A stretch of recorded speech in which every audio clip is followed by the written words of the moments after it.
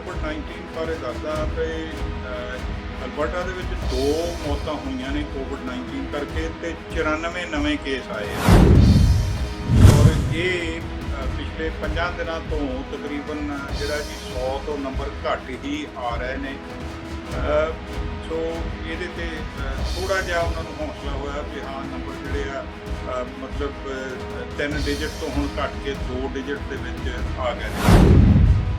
ਪਹਿਲਾਂ ਥੋੜਾ ਜਿਹਾ ਫਿਕਰ ਲੱਗਾ ਸੀ ਕਿ ਜਦੋਂ ਓਪਨਿੰਗ ਵਾਲੀ ਗੱਲਬਾਤ ਹੋਈ ਤੇ ਲੋਕੀ ਬਾਹਰ ਜਾਣ ਲੱਗੇ ਜਾਂ ਥੋੜ੍ਹਾ ਜਿਹਾ ਲਾਪਰਵਾਹ ਹੋ ਗਿਆ ਤਾਂ ਨੰਬਰ ਵਧਣੇ ਸ਼ੁਰੂ ਹੋ ਗਏ। ਪਿਛਲੇ ਸ਼ਨੀਚਰਵਾਰ 67 ਕੇਸ ਹੋਏ ਸੀਗੇ, ਫਿਰ ਐਤਵਾਰ ਵਾਲੇ ਦਿਨ 74, ਸੋਮਵਾਰ ਨੂੰ 65 ਤੇ ਮੰਗਲਵਾਰ ਵਾਲੇ ਦਿਨ 94 ਕੇਸ ਜਿਹੜੇ ਸਾਹਮਣੇ ਆਏ ਨੇ। ਤੇ ਇੱਕ ਸਾਡੇ ਤੁਹਾਨੂੰ ਪਤਾ ਜਿਹੜੀਆਂ ਪਲੇ ਆਫ ਗੇਮਸ ਚੱਲ ਰਹੀਆਂ ਨੇ ਉਹਦੇ ਵਿੱਚ ਇੱਕ 50-50 ਨਾਂ ਦੀ ਨਾ ਜੀ ਲਾਟਰੀ ਜਿਹੜੀ ਆ ਉਹ ਕੱਢੀ ਜਾਂਦੀ ਆ, ਜਿਹਦੇ ਵਿੱਚ ਬਹੁਤ ਸਾਰੇ ਲੋਕ ਉਹ ਟਿਕਟਾਂ ਝੱਟ ਹੀ ਖਰੀਦ ਲੈਂਦੇ। ਕੱਲ੍ਹ ਮੇਰੇ ਖਿਆਲ ਜੀ ਉਹ 4.5 ਮਿਲੀਅਨ ਤੱਕ ਚਲੀਆਂ ਗਈਆਂ, ਉਹਨਾਂ ਦੀ ਸੇਲ ਤੇ ਉਹਨਾਂ ਨੂੰ ਰੋਕ ਲਾਉਣੀ ਪਈ। ਉਦੋਂ ਪਹਿਲਾਂ ਇੱਕ ਦਿਨ ਜਿਹੜੇ ਹੋਈ ਗੇਮ ਉਹਦੇ ਵਿੱਚ ਕੋਈ 1.5 ਪੌਣੇ 2 ਮਿਲੀਅਨ ਦਾ ਜੀ ਜਿਹੜਾ ਇਨਾਮ ਹੈ ਕੋਈ ਕੈਲਗਰੀ ਦਾ ਸ਼ਖਸ ਜਿੱਤ ਗਿਆ। ਪਰ ਜਿਹੜੇ ਰੀਟੇਲ ਬਿਜ਼ਨਸ ਹੈ ਨਾ ਜੀ ਉਹਨਾਂ ਨੂੰ ਬੜਾ ਧੱਕਾ ਲੱਗਾ ਆ, ਉਹਨਾਂ ਦੇ ਕੋਲ ਕਹਿ ਲਓ ਜਿਹੜਾ ਕਸਟਮਰ ਆ ਹਜੇ ਨਹੀਂ ਆ ਰਿਹਾ। ਟ੍ਰੈਂਡ ਆ ਚੇਂਜ ਹੋ ਰਿਹਾ ਤੇ ਘਰਾਂ ਦੀਆਂ ਕੀਮਤਾਂ ਦੱਸ ਰਹੇ ਆ ਕਿ ਤਾਂ ਵੱਧ ਰਹੀਆਂ। ਬਹੁਤ ਇਹ ਗੱਲ ਜਿਹੜੀ ਹੈਗੀ ਆ ਅਨਐਕਸਪੈਕਟਡ ਆ ਕਿ ਇੱਕ ਪਾਸੇ ਲੋਕਾਂ ਦੀ ਜੌਬ ਚਲੇ ਗਈ, ਇੱਕ ਪਾਸੇ ਸਾਰਾ ਕੁਝ ਥੱਲੇ ਆ ਗਿਆ ਔਰ ਦੂਜੇ ਪਾਸੇ ਜਿਹੜੀ ਆ ਮਾਰਕੀਟ ਵੱਧ ਰਹੀ। ਅਮਰੀਕਾ ਦੇ ਵਿੱਚ ਖਾਸ ਕਰ ਕੈਲੀਫੋਰਨੀਆ ਦੇ ਵਿੱਚ ਜਿਹੜੇ ਕੁਛ ਇਲਾਕੇ ਜਿੱਥੇ ਪੰਜਾਬੀ ਵਸੋਂ ਵਾਲੇ ਜ਼ਿਆਦਾ, ਸੈਕਰਾਮੈਂਟੋ, ਫ੍ਰੈਜ਼ਨੋ, ਉੱਥੇ ਵੀ ਮਾਰਕੀਟ ਇਸ ਵੇਲੇ ਅੱਪ ਜਾ ਰਹੀ ਹੈ। ਚੈਨਲ ਪੰਜਾਬੀ ਤੇ ਗਲੋਬਲ ਪੰਜਾਬ ਦੇਖ ਰਹੇ ਦਰਸ਼ਕਾਂ ਦਾ ਪ੍ਰੋਗਰਾਮ ਫਰੰਟ ਲਾਈਨ ਵਿੱਚ ਬਹੁਤ-ਬਹੁਤ ਸਵਾਗਤ। ਦੋਸਤੋ ਹਾਜ਼ਰ ਹਾਂ ਅੱਜ ਸਰਦਾਰ ਕੁਲਮੀਤ ਸਿੰਘ ਸੰਘਾ ਹੋਣਾ ਨਾਲ ਐਡਮਿੰਟਨ ਤੋਂ ਗੱਲਬਾਤ ਕਰਨ ਲਈ, ਤੇ ਪ੍ਰੋਗਰਾਮ ਦੇ ਦੂਜੇ ਹਿੱਸੇ ਵਿੱਚ ਡਾਕਟਰ ਪ੍ਰਗਟ ਸਿੰਘ ਪੁਰਜੀ ਹੋਣਾ ਨਾਲ ਗੱਲਬਾਤ ਕਰਨ ਲਈ ਕੋਵਿਡ ਸੰਬੰਧੀ ਕੁਝ ਖਾਸ ਗੱਲਾਂ ਬਾਤਾਂ ਕਰਾਂਗੇ। ਪਿਛਲੇ ਦਿਨਾਂ ਦੇ ਵਿੱਚ ਅਸੀਂ ਵੱਖ-ਵੱਖ ਮੁੱਦਿਆਂ ਦੇ ਉੱਤੇ ਡਾਕਟਰ ਪੁਰਜੀ ਹੋਣਾ ਨਾਲ ਵੀ ਗੱਲਬਾਤ ਕਰਦੇ ਰਹੇ ਹਾਂ। ਇਸ ਵੇਲੇ ਅਸੀਂ ਇਹੋ ਜਿਹੀ ਸਥਿਤੀ ਦੇ ਉੱਤੇ ਖੜ੍ਹੇ ਹਾਂ ਜਿੱਥੇ ਅਜੇ ਕਈ ਕਿਸਮ ਦੀਆਂ ਸ਼ੰਕਾਵਾਂ, ਕਈ ਕਿਸਮ ਦੀਆਂ ਅਨਸਰਟਨਟੀਜ਼ ਹੈਗੀਆਂ। ਇਹਦੇ ਬਾਰੇ ਕੁਛ ਲੋਕ ਕਹਿ ਰਹੇ ਕਿ ਕੋਵਿਡ-19 ਦੀ ਵੈਕਸੀਨ ਸਤੰਬਰ ਦੇ ਵਿੱਚ ਆ ਜਾਣੀ ਆ, ਫਿਰ ਕੁਛ ਲੋਕ ਕਹਿੰਦੇ ਨਹੀਂ ਆ ਜਾਣੀ ਆ ਪਰ ਇਹਨੂੰ ਲੱਗਦੀ ਨੂੰ ਦਸੰਬਰ ਆ ਜਾਣਾ। ਕਿਤੇ ਨਾ ਕਿਤੇ ਇਹ ਵੀ ਖਬਰਾਂ ਆਉਂਦੀਆਂ ਕਿ ਵੈਕਸੀਨ ਭਾਵੇਂ ਆ ਵੀ ਜਾਵੇ ਪਰ ਹਜੇ ਸਾਲ ਤੋਂ ਜ਼ਿਆਦਾ ਸਮਾਂ ਸਾਰਾ ਕੁਛ ਪਹਿਲਾਂ ਵਰਗਾ ਨਹੀਂ ਹੋਣਾ। ਉਹਦੇ ਸੰਬੰਧੀ ਅੱਜ ਡਾਕਟਰ ਸਾਹਿਬ ਨਾਲ ਗੱਲਬਾਤ ਕਰਾਂਗੇ। ਕੋਵਿਡ-19 ਦੇ ਉੱਤੇ ਅਸੀਂ ਸਾਰੀ ਗੱਲਬਾਤ ਕਰਨੀ ਹੈ ਉਹਨਾਂ ਦੇ ਨਾਲ। ਪ੍ਰੋਗਰਾਮ ਦੇ ਪਹਿਲੇ ਹਿੱਸੇ ਵਿੱਚ ਸਰਦਾਰ ਕੁਲਮੀਤ ਸਿੰਘ ਸੰਘਾ ਐਡਮਿੰਟਨ ਤੋਂ, ਅਲਬਰਟਾ ਤੋਂ ਸਾਡੇ ਨਾਲ ਗੱਲਬਾਤ ਕਰਦੇ ਨੇ, ਸੀਨੀਅਰ ਪੱਤਰਕਾਰ ਨੇ। ਉਹਨਾਂ ਕੋਲੋਂ ਸਭ ਤੋਂ ਪਹਿਲਾਂ ਅਲਬਰਟਾ ਦੀਆਂ ਅਪਡੇਟਸ, ਐਡਮਿੰਟਨ ਦੀਆਂ ਅਪਡੇਟਸ, ਪਿਛਲੇ ਬੀਤੇ ਦਿਨਾਂ ਦੇ ਵਿੱਚ ਕੀ ਕੁਛ ਉੱਥੇ ਵਾਪਰਿਆ, ਕੀ ਹਾਲਾਤ ਨੇ, ਉਹਦੇ ਬਾਰੇ ਉਹਨਾਂ ਕੋਲੋਂ ਜਾਣਕਾਰੀ ਲੈਂਦੇ ਹਾਂ। ਸਰਦਾਰ ਕੁਲਮੀਤ ਸਿੰਘ ਸੰਘਾ ਸਾਡੇ ਨਾਲ ਨੇ, ਉਹਨਾਂ ਦੇ ਨਾਲ ਗੱਲਬਾਤ ਕਰਦੇ ਹਾਂ। ਸੰਘਾ ਸਾਹਿਬ ਬਹੁਤ-ਬਹੁਤ ਸਵਾਗਤ ਹੈ ਜੀ ਆਇਆਂ ਨੂੰ। ਬਹੁਤ-ਬਹੁਤ ਧੰਨਵਾਦ ਜਸਕਰਨ ਜੀ। ਵਾਹਿਗੁਰੂ ਜੀ ਕਾ ਖਾਲਸਾ, ਵਾਹਿਗੁਰੂ ਜੀ ਖਾਲਸਾ, ਵਾਹਿਗੁਰੂ ਜੀ ਕੀ ਫਤਿਹ। ਸੰਘਾ ਸਾਹਿਬ ਕੀ ਅਪਡੇਟ ਆ, ਕੀ ਖਬਰਸਾਰ ਆ ਜੀ ਅਲਬਰਟਾ ਦੀ, ਐਡਮਿੰਟਨ ਦੀ ਜਾਂ ਆਲੇ ਦੁਆਲੇ ਦੀ? ਅਲਬਰਟਾ ਦੀ ਜੀ ਪਹਿਲਾਂ ਤਾਂ ਤੁਹਾਨੂੰ ਕੋਵਿਡ-19 ਬਾਰੇ ਦੱਸਦਾ ਵੀ ਅਲਬਰਟਾ ਦੇ ਵਿੱਚ 2 ਮੌਤਾਂ ਹੋਈਆਂ ਨੇ ਕੋਵਿਡ-19 ਕਰਕੇ ਤੇ 94 ਨਵੇਂ ਕੇਸ ਆਏ ਆ ਔਰ ਇਹ ਪਿਛਲੇ 5 ਦਿਨਾਂ ਤੋਂ ਤਕਰੀਬਨ ਜਿਹੜਾ ਜੀ 100 ਤੋਂ ਨੰਬਰ ਘੱਟ ਹੀ ਆ ਰਹੇ ਨੇ। ਸੋ ਇਹਦੇ ਤੇ ਥੋੜਾ ਜਿਹਾ ਉਹਨਾਂ ਨੂੰ ਹੌਸਲਾ ਹੋਇਆ ਵੀ ਹਾਂ ਨੰਬਰ ਜਿਹੜੇ ਆ ਮਤਲਬ 3 ਡਿਜਿਟ ਤੋਂ ਹੁਣ ਘੱਟ ਕੇ 2 ਡਿਜਿਟ ਦੇ ਵਿੱਚ ਆ ਗਏ ਨੇ। ਪਹਿਲਾਂ ਥੋੜਾ ਜਿਹਾ ਫਿਕਰ ਲੱਗਾ ਸੀ ਵੀ ਜਦੋਂ ਓਪਨਿੰਗ ਵਾਲੀ ਗੱਲਬਾਤ ਹੋਈ ਤੇ ਲੋਕੀ ਬਾਹਰ ਜਾਣ ਲੱਗੇ ਜਾਂ ਥੋੜਾ ਜਿਹਾ ਲਾਪਰਵਾਹ ਹੋ ਗਿਆ ਤਾਂ ਨੰਬਰ ਵਧਣੇ ਸ਼ੁਰੂ ਹੋ ਗਏ ਸੀ। ਪਰ ਜਿਉਂ ਹੀ ਡਾਕਟਰ ਡੀਨਾ ਹਿੰਸ਼ਾ ਹੋਰਾਂ ਵੱਲੋਂ ਫਿਰ ਚੇਤਾਵਨੀ ਦਿੱਤੀ ਗਈ ਵੀ ਸਾਨੂੰ ਸਾਰਿਆਂ ਨੂੰ ਹਜੇ ਇਸ ਗੱਲ ਤੇ ਪਹਿਰਾ ਦੇਣਾ ਪੈਣਾ, ਏਡੀ ਛੇਤੀ ਇਹ ਗੱਲ ਖਤਮ ਨਹੀਂ ਹੋਈ ਹਜੇ।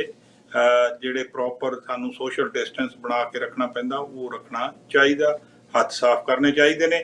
ਤੇ ਨਾਲ ਦੀ ਨਾਲ ਜੀ ਜਿਹੜੇ ਅੱਜ ਕੱਲ੍ਹ ਹੁਣ ਤੁਹਾਨੂੰ ਪਤਾ ਵੀ ਮਾਸਕ ਪਾਉਣਾ ਸਾਡੇ ਜਿਹੜੇ ਪਬਲਿਕ ਪਲੇਸਿਸ ਆ ਉਹਨਾਂ ਸਾਰੀਆਂ ਥਾਵਾਂ ਦੇ ਉੱਤੇ ਮੈਂਡੇਟਰੀ ਹੋ ਗਿਆ, ਯਾਨੀ ਤੁਸੀਂ ਪਾ ਕੇ ਹੀ ਜਾਓਗੇ।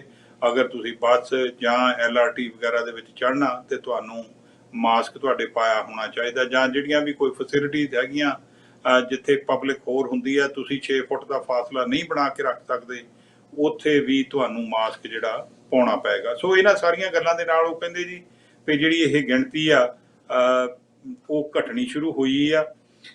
ਪਿਛਲੇ ਸ਼ਨੀਚਰਵਾਰ 67 ਕੇਸ ਹੋਏ ਸੀਗੇ, ਫਿਰ ਐਤਵਾਰ ਵਾਲੇ ਦਿਨ 74, ਸੋਮਵਾਰ ਨੂੰ 65 ਤੇ ਮੰਗਲਵਾਰ ਵਾਲੇ ਦਿਨ 94 ਕੇਸ ਜਿਹੜੇ ਜੀ ਸਾਹਮਣੇ ਆਏ ਨੇ। ਦੋ ਵਿਅਕਤੀਆਂ ਦੀ ਮੌਤ ਹੋਈ ਆ, ਉਹਨਾਂ ਦੀ ਉਮਰ ਜਿਹੜੀ ਸੀ ਜੀ 70ਵਿਆਂ ਵਿੱਚ ਸੀਗੀ। ਇੱਕ ਜਿਹੜਾ ਐਡਮਿੰਟਨ ਮਤਲਬ ਅਲਬਰਟਾ ਦਾ ਨਾਰਥ ਜ਼ੋਨ ਜਿਹਨੂੰ ਕਹਿੰਦੇ ਨੇ ਉਹਦੇ ਵਿੱਚ ਹੋਈ ਆ ਮੌਤ, ਔਰ ਦੂਸਰੀ ਜਿਹੜਾ ਸੈਂਟਰ ਜ਼ੋਨ ਆ ਉਹਦੇ ਵਿੱਚ। ਔਰ ਉਹ ਦੋਨੋਂ ਹੀ ਕਿਸੇ ਵੀ ਕੇਅਰ ਸੈਂਟਰ ਵਿੱਚ ਨਹੀਂ ਸਨ, ਆਪੋ ਆਪਣੇ ਘਰਾਂ ਵਿੱਚ ਹੀ ਸੀ ਜਿੱਥੇ ਉਹਨਾਂ ਦੀ ਮੌਤ ਹੋਈ ਆ। ਜਿਹੜਾ ਜੀ ਉੱਦਾਂ ਐਕਟਿਵ ਕੇਸ ਜਿਹੜੇ ਕੈਲਗਰੀ ਦੇ ਵਿੱਚ ਨੇ ਉਹ 428 ਆ, ਐਡਮਿੰਟਨ ਜ਼ੋਨ ਦੇ ਵਿੱਚ 308, ਸੈਂਟਰਲ ਜ਼ੋਨ 'ਚ 193, ਨਾਰਥ ਜ਼ੋਨ 'ਚ 113 ਆ, ਸਾਊਥ ਜ਼ੋਨ ਦੇ ਵਿੱਚ 98 ਤੇ ਅਨਨੋਨ ਜ਼ੋਨ ਜਿਹੜਾ ਹੈਗਾ ਜੀ ਉਹਦੇ 'ਚ 6 ਨੇ। ਪਰ ਇਸ ਗੱਲ ਤੋਂ ਸਾਰੇ ਇਹ ਖੁਸ਼ੀ ਜ਼ਾਹਰ ਕਰ ਰਿਹਾ ਵੀ ਭਾਈ ਇਹ ਡਾਊਨਵਰਡ ਟ੍ਰੈਂਡ ਜਿਹੜਾ ਆ ਇਸ ਵੇਲੇ ਸ਼ੁਰੂ ਹੋਇਆ ਹੈ। ਇਹ ਤਾਂ ਸੀ ਜੀ ਅਲਬਰਟਾ ਦੀ ਜਿਹੜੀ ਕੋਵਿਡ-19 ਦੇ ਨਾਲ ਗੱਲਬਾਤ ਸੰਬੰਧਤ ਸੀ। ਦੂਸਰੀ ਇੱਕ ਖਬਰ ਜਿਹੜੀ ਜੀ ਸਾਡੇ ਕੱਲ ਦੀ ਸੁਰਖੀਆਂ ਬਣੀ ਹੋਈ ਆ ਉਹ ਸੀ ਕਿ ਕੁਝ ਮੇਅਰ ਜਿਹੜੇ ਜੀ ਕੁਝ ਕੀ ਕਹਿ ਲਓ 4 ਸ਼ਹਿਰਾਂ ਦੇ ਮੇਅਰ, ਇੱਕ ਤੇ ਕੈਲਗਰੀ ਸ਼ਹਿਰ ਦੇ ਮੇਅਰ ਨਾਹੀਦ ਨੈਂਸ਼ੀ ਹੋਰੀ ਔਰ ਉਹਨਾਂ ਦੇ ਨਾਲ ਕੁਝ ਹੋਰ ਮਿਊਨਿਸਪੈਲਿਟੀਜ਼ ਨੇ, ਉਹ ਇਕੱਠੇ ਹੋਏ ਸੀਗੇ ਤੇ ਉਹਨਾਂ ਨੇ ਇੱਕ ਪ੍ਰੈਸ ਕਾਨਫਰੰਸ ਕੀਤੀ ਜਿਹਦੇ ਵਿੱਚ ਉਹਨਾਂ ਨੇ ਇਤਰਾਜ਼ ਕੀਤਾ ਮਤਲਬ ਪ੍ਰੋਵਿੰਸ਼ੀਅਲ ਸਰਕਾਰ ਦੇ ਉੱਤੇ ਕਿ ਇਹਨਾਂ ਨੇ ਸਾਡੇ ਨਾਲ ਗੱਲਬਾਤ ਜਾਂ ਕੋਈ ਕੰਸਲਟੇਸ਼ਨ ਕਰਨ ਤੋਂ ਬਿਨਾਂ ਹੀ ਇੱਕ ਫੈਸਲਾ ਲੈ ਲਿਆ ਕਿ ਜਿਹੜੀ ਐਂਬੂਲੈਂਸ ਸਰਵਿਸਿਜ਼ ਆ ਉਹਨਾਂ ਨੂੰ ਜਿਹੜੀਆਂ ਡਿਸਪੈਚ ਕਰਨ ਵਾਲੀਆਂ ਸਰਵਿਸਿਜ਼ ਹੈਗੀਆਂ ਉਹਨਾਂ ਦੇ ਨਾਲ ਮਰਜ ਕਰ ਦਿੱਤਾ ਜਾਏਗਾ। ਸੋ ਨਾਹੀਦ ਨੈਂਸ਼ੀ ਉਹਨਾਂ ਨੇ ਇਸ ਗੱਲ ਨੂੰ ਲੈ ਕੇ ਕਿਹਾ, ਉਹ ਕਹਿੰਦੇ ਜੀ ਵੀ ਇਹਦੇ ਵਿੱਚ ਲੋਕਾਂ ਦੀ ਜਿਹੜੀ ਆ ਜ਼ਿੰਦਗੀ ਖਤਰੇ ਵਿੱਚ ਪੈ ਸਕਦੀ ਹੈ ਔਰ ਮੌਤ ਵੀ ਹੋ ਸਕਦੀ ਹੈ। ਪਰ ਦੂਸਰੇ ਪਾਸਿਓਂ ਅਲਬਰਟਾ ਹੈਲਥ ਸਰਵਿਸਿਜ਼ ਇਹ ਕਹਿ ਰਿਹਾ ਜੀ ਵੀ ਅਸੀਂ $6 ਮਿਲੀਅਨ ਜਿਹੜਾ ਜੀ ਇਹਦੇ ਨਾਲ ਸਾਡਾ ਬਚਾਅ ਹੋਵੇਗਾ, ਇਸ ਕਰਕੇ ਅਸੀਂ ਇਹ ਜਿਹੜੀਆਂ ਸਰਵਿਸਿਜ਼ ਆ ਦੋਨੋਂ ਮਰਜ ਕਰ ਰਹੇ ਹਾਂ। ਹੁਣ ਦੇਖੋ ਜੀ ਗੱਲ ਇਹ ਆ ਵੀ ਵੱਡੀਆਂ ਕਾਰਪੋਰੇਸ਼ਨ ਨੂੰ ਲੋਕਾਂ ਵੱਲੋਂ ਇਹ ਵੀ ਇਤਰਾਜ਼ ਲਾਇਆ ਜਾਂਦਾ ਵੀ ਬਹੁਤ ਵੱਡੀਆਂ ਕਾਰਪੋਰੇਸ਼ਨ ਨੂੰ ਸਰਕਾਰ ਵੱਲੋਂ ਬੜੀਆਂ ਛੋਟਾਂ ਦਿੱਤੀਆਂ ਜਾਂਦੀਆਂ ਨੇ, ਪਰ ਜਦੋਂ ਇਸ ਤਰ੍ਹਾਂ ਦੀ ਗੱਲਬਾਤ ਆਉਂਦੀ ਆ ਉਹਦੇ ਤੇ ਉਹ ਕਹਿੰਦੇ ਜੀ ਵੀ ਦੇਖੋ 6 ਮਿਲੀਅਨ ਬਚਾਉਣ ਲਈ ਇਸ ਤਰ੍ਹਾਂ ਦਾ ਕੰਮ ਸਰਕਾਰ ਵੱਲੋਂ ਕੀਤਾ ਜਾ ਰਿਹਾ। ਔਰ ਇੱਕ ਹੋਰ ਸਾਡੇ ਖਬਰ ਇਹ ਹੈ ਜੀ ਵੀ ਅਲਬਰਟਾ ਦੇ ਵਿੱਚ ਨਾ ਜੀ ਨਵਾਂ ਸਕੂਲ ਕਰਿਕੂਲਮ ਲਿਆਂਦਾ ਜਾ ਰਿਹਾ। ਉਹ ਐਤਕੀ ਲਿਆਂਦਾ ਜਾਣਾ ਸੀਗਾ ਪਰ ਪੈਂਡੈਮਿਕ ਕਰਕੇ ਉਹ ਸਾਰੀ ਗੱਲਬਾਤ ਜਿਹੜੀ ਜੀ ਪਿੱਛੇ ਪੈ ਗਈ ਆ।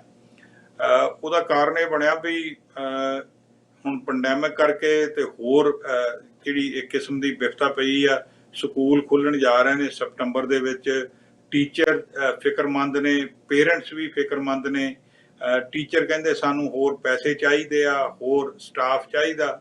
ਸਰਕਾਰ ਕਹਿ ਰਹੀ ਆ ਵੀ ਉਹ ਚੀਜ਼ਾਂ ਹੈ ਨਹੀਂ। ਸਾਡੇ ਪਿੱਛੇ ਜੇ ਪ੍ਰੀਮੀਅਰ ਸਾਹਿਬ ਨੇ ਤਾਂ ਇਹ ਕਹਿ ਦਿੱਤਾ ਸੀਗਾ ਵੀ ਦੇਖੋ ਜੀ ਅਸੀਂ ਜਿਵੇਂ ਸਾਰੇ ਜਾ ਕੇ ਆਪਣੇ ਕੰਮਾਂ ਕਾਰਾਂ ਵਾਲੀ ਥਾਂ ਤੇ ਥਾਂ ਸਾਫ਼ ਕਰਦੇ ਹਾਂ, ਇਸੇ ਤਰ੍ਹਾਂ ਟੀਚਰ ਵੀ ਜਾ ਕੇ ਕਰਨ। ਸੋ ਉਸ ਗੱਲ ਦੇ ਉੱਤੇ ਲੋਕ ਬੜੇ ਚਿੰਤਤ ਆ। ਪਰ ਇਹ ਜਿਹੜਾ ਨਵਾਂ ਕਰਿਕੂਲਮ ਲਿਆਂਦਾ ਜਾਣਾ ਸੀ ਜੀ, ਇਹ ਲਿਟਰੇਸੀ ਤੇ ਨਿਊਮਰੋਲੋਜੀ ਦਾ ਸਿਲਸਿਲਾ ਹੈਗਾ ਵੀ ਤਾਂ ਕਿ ਬੱਚੇ ਪੜ੍ਹ ਲਿਖ ਸਕਣ, ਹਿਸਾਬ ਕਿਤਾਬ ਦਾ ਕੰਮ, ਨੰਬਰਸ ਉਹਨਾਂ ਨੂੰ ਆ ਸਕਣ, ਰਾਦਰ ਦੈਨ ਕਿ ਜਿਹੜੀ ਪਹਿਲਾਂ ਅਪਰੋਚ ਸੀਗੀ ਉਹਦੇ ਤੋਂ ਹਟ ਕੇ ਉਹ ਕਹਿੰਦੇ ਜੀ ਇਹ ਨਵਾਂ ਸਿਸਟਮ ਲਿਆਂਦਾ ਜਾਏਗਾ ਜਿਹਦੇ ਨਾਲ ਬੱਚਿਆਂ ਦੇ ਵਿੱਚ ਦੁਨੀਆ ਦੇ ਵਿੱਚ ਕੰਪੀਟ ਕਰਨ ਦਾ ਜਿਹੜਾ ਮੌਕਾ ਉਹਨਾਂ ਨੂੰ ਮਿਲੇਗਾ।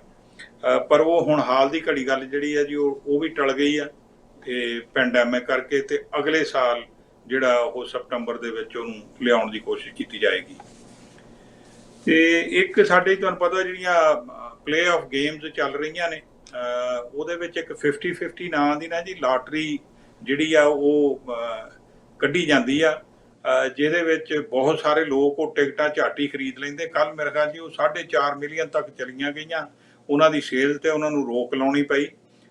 ਉਦੋਂ ਪਹਿਲਾਂ ਇੱਕ ਦਿਨ ਜਿਹੜੇ ਹੋਈ ਗੇਮ ਉਹਦੇ ਵਿੱਚ ਕੋਈ 1.5-2 ਮਿਲੀਅਨ ਦਾ ਜੀ ਜਿਹੜਾ ਇਨਾਮ ਹੈ ਕੋਈ ਕੈਲਗਰੀ ਦਾ ਸ਼ਖਸ ਜਿੱਤ ਗਿਆ, ਤੇ ਆ ਜਿਹੜਾ ਦੂਸਰਾ ਹੋਇਆ ਉਹਦਾ ਹਜੇ ਪਤਾ ਨਹੀਂ ਲੱਗ ਸਕਿਆ। ਪਰ ਇਹ ਬੜੀ ਪਾਪੂਲਰ ਹੋਈ ਆ ਗੱਲ। ਉਧਰ ਗੱਲ ਹੈ ਜੀ ਵੀ ਜਿਹੜੀ ਗੇਮ ਸੀਗੀ ਉਹਦੇ ਵਿੱਚ ਸ਼ਿਕਾਗੋ ਵਾਲੇ ਜਿਹੜੇ ਆ ਜੀ ਉਹ ਅਖੀਰ ਜਿਹੇ 6 ਮਿੰਟਾਂ 'ਚ ਉਹਨਾਂ ਨੇ 2 ਗੋਲ ਕਰ ਦਿੱਤੇ ਤਾਂ ਜਿਹੜੀ ਸੀਰੀਜ਼ ਆ ਉਹਨਾਂ ਦੇ ਹੱਕ ਵਿੱਚ ਇਸ ਵੇਲੇ ਚੱਲ ਰਹੀ ਆ।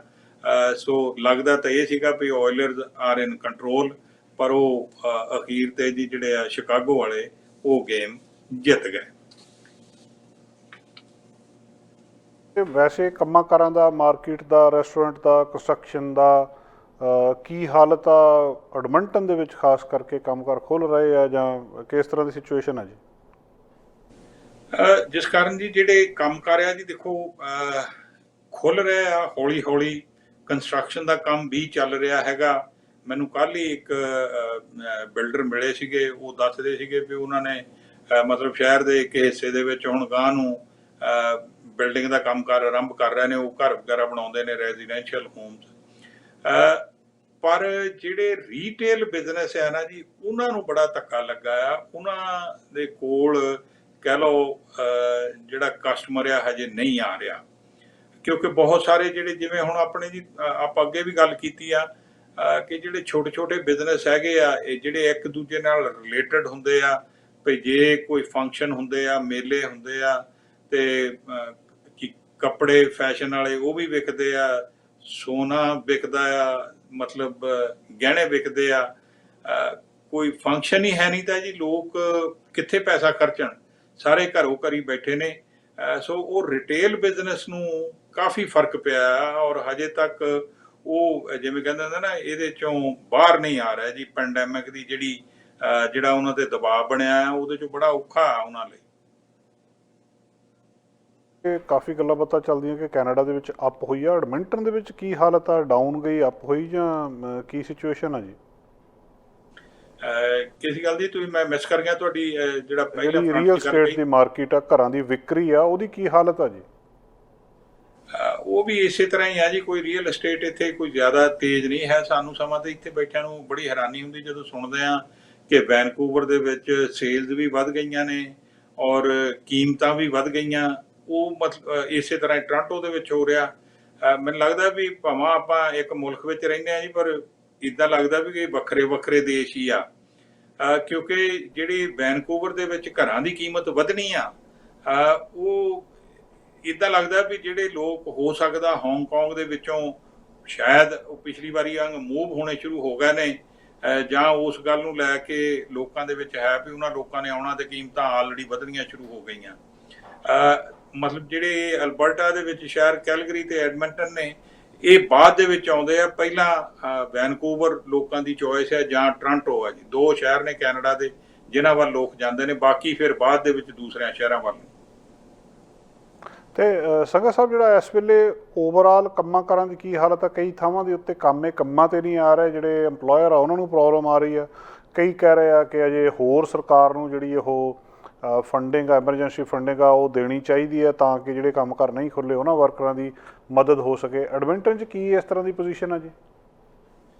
ਇਹ ਦੇਖੋ ਜੀ, ਲੋਕਾਂ 'ਚ ਅੱਗੇ ਵੀ ਆਪਾਂ ਗੱਲ ਕੀਤੀ ਆ, ਲੋਕਾਂ ਦੇ ਵਿੱਚ ਇਹ ਗੱਲ ਆਉਂਦੀ ਆ ਜ਼ਰੂਰ ਪਈ। ਬਹੁਤ ਸਾਰੇ ਲੋਕ ਹੋ ਸਕਦਾ ਵੀ ਜਿਨ੍ਹਾਂ ਨੂੰ ਤੁਸੀਂ ਕੰਮਾਂ ਤੇ ਸਾਦੇ ਆ, ਕਿਉਂਕਿ ਉਹਨਾਂ ਨੂੰ ਘਰ ਬੈਠਿਆਂ ਚੈੱਕ ਆਉਂਦਾ ਤੇ ਉਹ ਕਹਿੰਦੇ ਵੀ ਅਸੀਂ ਕੰਮ ਤੇ ਕੀ ਜਾਣਾ। ਪਰ ਈਡੀ ਗੱਲ ਜੀ ਕੋਈ ਜ਼ਿਆਦਾ ਸੁਣੀ ਨਹੀਂ ਕਿਸੇ ਪਾਸਿਓਂ ਵੀ ਕੋਈ ਕੰਮ ਜਿਹੜੇ ਨੇ ਉਹ ਮਤਲਬ ਹੋਰ ਮੈਨ ਪਾਵਰ ਜਿਹੜੀ ਆ ਹਾਇਰ ਕਰ ਰਿਹਾ। ਹੁਣ there is nothing right now. ਦੇਖੋ ਰੈਸਟੋਰੈਂਟਾਂ ਦਾ ਕੰਮ ਕਰ ਆ, ਉਹ ਵੀ ਸਿਰਫ ਟੇਕ ਆਊਟ ਵਾਲਾ ਆ, ਬਹਿ ਕੇ ਖਾਣ ਪੀਣ ਵਾਲਾ ਕੰਮ ਬਹੁਤ ਘੱਟ ਆ। ਹੋਰ ਜਿਹੜੇ ਬਿਜ਼ਨੈਸਿਸ ਹੈਗੇ ਜੀ ਉਹਨਾਂ ਦੇ ਵਿੱਚ ਵੀ ਇਸੇ ਤਰ੍ਹਾਂ ਹੀ ਆ, ਕੋਈ ਜ਼ਿਆਦਾ ਡਿਮਾਂਡ ਕਿਸੇ ਪਾਸੇ ਵੱਧ ਹੀ ਨਹੀਂ ਰਹੀ।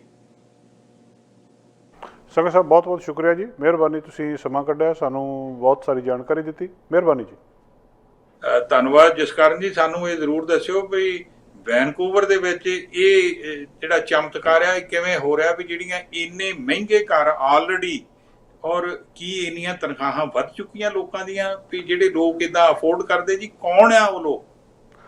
ਸੰਘਾ ਸਾਹਿਬ, ਇਹ ਬੜਾ ਹੈਰਾਨੀਜਨਕ ਗੱਲ ਹੈਗੀ। ਇਹਦੇ ਬਾਰੇ ਕੋਈ ਵੀ ਹਜੇ ਸਪਸ਼ਟ ਨਹੀਂ ਵੀ ਇਹ ਲੋਕ ਕੌਣ ਆ, ਪਰ ਇੰਨਾ ਹੈਗਾ ਕਿ ਵੈਨਕੂਵਰ ਦੀ ਜਿਹੜੀ ਮਾਰਕੀਟ ਆ ਉਹ ਬਾਕੀ ਕੈਨੇਡਾ ਦੀ ਮਾਰਕੀਟ ਨਾਲੋਂ ਥੋੜ੍ਹੀ ਜਿਹੀ ਵੱਖਰੀ ਆ, ਕਿਉਂਕਿ ਘਰਾਂ ਦੀਆਂ ਇੱਥੇ ਇੱਕ ਤਰੀਕੇ ਨਾਲ ਘਰਾਂ ਦੀਆਂ ਕੀਮਤਾਂ ਵੱਧਦੀਆਂ ਆ, ਫਿਰ ਰੁਕ ਜਾਂਦੀਆਂ ਆ, ਫਿਰ ਵੱਧਦੀਆਂ ਆ, ਫਿਰ ਰੁਕ ਜਾਂਦੀਆਂ। ਇਹ ਟ੍ਰੈਂਡ ਪਿਛਲੇ ਲੰਬੇ ਸਮੇਂ ਤੋਂ, ਕਈ ਦਹਾਕਿਆਂ ਤੋਂ ਇਹ ਟ੍ਰੈਂਡ ਚੱਲਦਾ ਆ ਰਿਹਾ।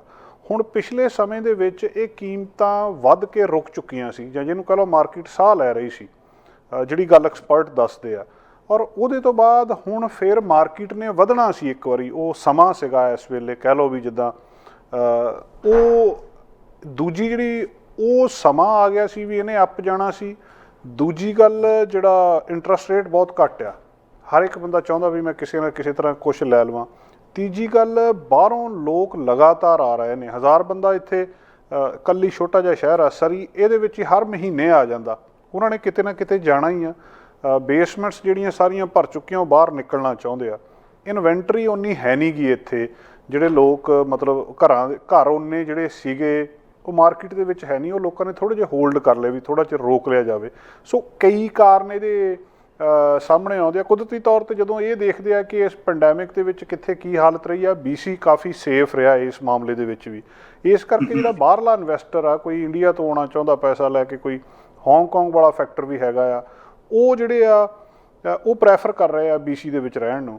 ਔਰ ਜਿਹੜੇ ਹਾਂਗਕਾਂਗ ਵਾਲਾ ਫੈਕਟਰ, ਤੁਹਾਡੀ ਗੱਲ ਠੀਕ ਆ, ਬਹੁਤ ਸਾਰੇ ਕਿੰਨੇ ਜਿਹੜੇ ਲੋਕ ਸੀਗੇ, ਉਹ ਥਾਊਜ਼ੈਂਡਸ ਜਿਹੜੇ ਸੀਗੇ ਉਹ ਆਏ ਸੀ ਇੱਥੇ ਕੈਨੇਡਾ ਦੇ ਵਿੱਚ ਪਿਛਲੇ ਸਮੇਂ ਦੇ ਵਿੱਚ, ਸਿਟੀਜ਼ਨਸ਼ਿਪ ਲੈ ਕੇ ਉਹ ਵਾਪਸ ਹਾਂਗਕਾਂਗ ਚਲੇ ਗਏ ਸੀ ਔਰ ਉੱਥੇ ਰਹਿ ਰਹੇ ਆ ਲੰਬੇ ਸਮੇਂ ਤੋਂ। ਹੁਣ ਜਦੋਂ ਉੱਥੇ ਥੋੜ੍ਹੀ ਜਿਹੀ ਅਨਸਰਟਨਟੀ ਹੋਈ ਆ, ਉਹ ਵਾਪਸ ਕੈਨੇਡਾ ਆ ਰਹੇ ਨੇ ਕਿਉਂਕਿ ਉੱਥੇ ਸਰਟਨ ਨਹੀਂ ਆ ਸਾਰਾ ਕੁਝ। ਉਹ ਜਿਹੜਾ ਇੱਕ ਕੈਨੇਡਾ ਦੇ ਸਿਟੀਜ਼ਨ ਜਿਹੜੇ ਕੈਨੇਡਾ ਤੋਂ ਬਾਹਰ ਰਹਿ ਰਹੇ ਸੀ, ਉਹ ਵੀ ਵਾਪਸ ਆਉਣਗੇ। ਉਹਦੇ ਨਾਲ ਵੀ ਜਿਹੜਾ ਇਹ ਟਰੈਂਡ ਆ ਚੇਂਜ ਹੋ ਰਿਹਾ, ਤੇ ਘਰਾਂ ਦੀਆਂ ਕੀਮਤਾਂ ਦੱਸ ਰਹੇ ਆ ਕਿ ਤਾਂ ਵੱਧ ਰਹੀਆਂ। ਬਹੁਤ ਇਹ ਗੱਲ ਜਿਹੜੀ ਹੈਗੀ ਆ ਅਨਐਕਸਪੈਕਟਡ ਆ ਕਿ ਇੱਕ ਪਾਸੇ ਲੋਕਾਂ ਦੀ ਜੌਬ ਚਲੇ ਗਈ, ਇੱਕ ਪਾਸੇ ਸਾਰਾ ਕੁਝ ਥੱਲੇ ਆ ਗਿਆ, ਔਰ ਦੂਜੇ ਪਾਸੇ ਜਿਹੜੀ ਆ ਮਾਰਕੀਟ ਵੱਧ ਰਹੀ ਆ। ਪਰ ਇਹ ਬਿਹੇਵੀਅਰ ਬਹੁਤ ਸਾਰੇ ਦੁਨੀਆ ਦੇ ਹਿੱਸਿਆਂ 'ਚ ਸੰਘਾ ਸਾਹਿਬ, ਅਮਰੀਕਾ ਦੇ ਵਿੱਚ ਖਾਸ ਕਰ ਕੈਲੀਫੋਰਨੀਆ ਦੇ ਵਿੱਚ ਜਿਹੜੇ ਕੁਛ ਇਲਾਕੇ ਜਿੱਥੇ ਪੰਜਾਬੀ ਵਸੋਂ ਵਾਲੇ ਜ਼ਿਆਦਾ, ਸੈਕਰਾਮੈਂਟੋ, ਫਰੈਜ਼ਨੋ, ਉੱਥੇ ਵੀ ਮਾਰਕੀਟ ਇਸ ਵੇਲੇ ਅੱਪ ਜਾ ਰਹੀ ਆ। ਸੋ ਇਹ ਕਈ ਥਾਵਾਂ ਦੇ ਉੱਤੇ ਕਈ ਫੈਕਟਰ ਕੰਮ ਕਰ ਰਹੇ ਨੇ ਜੀ। ਜਿਹੜੀ ਗੱਲ ਸਮਝ ਆਉਂਦੀ, ਹਾਲਾਂਕਿ ਥੋੜ੍ਹੇ ਚਿਰ ਬਾਅਦ ਜਦੋਂ ਇਹ ਸਾਰਾ ਕੁਝ ਲੰਘ ਜਾਊਗਾ, ਉਹਦੇ ਤੋਂ ਬਾਅਦ ਅਸਲੀ ਗੱਲ ਸਮਝ ਆਊਗੀ ਕਿ ਕਿਉਂ ਇਹ ਜਿਹੜੀਆਂ ਕੀਮਤਾਂ ਵਧੀਆਂ ਸੀ ਜੀ। ਬਹੁਤ ਬਹੁਤ ਧੰਨਵਾਦ ਜਸਕਰਨ ਜੀ। ਸ਼ੁਕਰੀਆ ਜੀ, ਸ਼ੁਕਰੀਆ ਸੰਘਾ ਸਾਹਿਬ, ਮਿਹਰਬਾਨੀ ਜੀ। ਦੋਸਤੋ, ਇਹ ਸਨ ਸਰਦਾਰ ਕੁਲਮੀਤ ਸਿੰਘ ਸੰਘਾ। ਇਹਨਾਂ ਦੇ ਨਾਲ ਅਸੀਂ ਗੱਲਬਾਤ ਕੀਤੀ ਸਾਡੇ ਐਡਮਿੰਟਨ ਸਟੂਡੀਓਜ਼ ਤੋਂ। ਸਾਡੇ ਨਾਲ ਜਾਣਕਾਰੀ ਸਾਂਝੀ ਕਰ ਰਹੇ ਸਨ। ਸਾਡਾ ਹਰ ਇੱਕ ਪ੍ਰੋਗਰਾਮ ਦੇਖਣ ਤੇ ਸਾਡੇ ਨਾਲ ਜੁੜਨ ਲਈ ਸਬਸਕ੍ਰਾਈਬ ਕਰੋ ਚੈਨਲ ਪੰਜਾਬੀ ਤੇ ਨੋਟੀਫਿਕੇਸ਼ਨ ਲਈ ਬੈਲ ਆਈਕਨ ਵਾਲੇ ਬਟਨ ਤੇ ਕਲਿੱਕ ਕਰੋ।